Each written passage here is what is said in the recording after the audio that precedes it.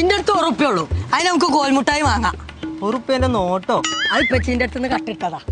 ഒരു കോൽമുട്ടായി 2 ഇമ്പലി ചെയ്യുമ്പിക്കോ, ബാക്കി ചുണ്ടാ.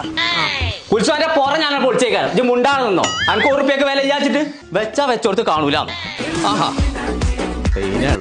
ജോലിക്ക് എന്താ ചാ കൊടുക്കേ?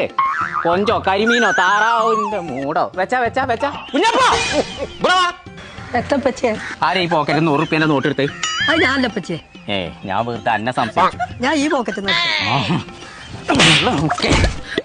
അടിച്ചു കയറി വാ. എന്റെ പുറം ഞാൻ പൊളിച്ചേക്കാരം. ടീഷർട്ടും കുപ്പായും വാങ്ങാൻ വെച്ച 1 റുപ്യക്ക് കോൽമുട്ടായി വാങ്ങിക്കും. ഓന്റെ തന്തേ ഇവിടെ 1 റുപ്യക്ക് കോൽമുട്ടായി തന്നെ കിട്ടാല്ല. പിന്നെ അവിടെ നിങ്ങൾക്ക് ടീഷർട്ട് കുപ്പായൊക്കെ നമ്മളെ താമരശ്ശേരി അങ്ങാടിയിലേ 8-ാം തീയതി ശനിയാഴ്ച വൈകുന്നേരം 3 മണിക്ക് സെൽഫി പറഞ്ഞ ജെൻസ് ഷോപ്പിന്റെ ഉദ്ഘാടനം ഉണ്ട്.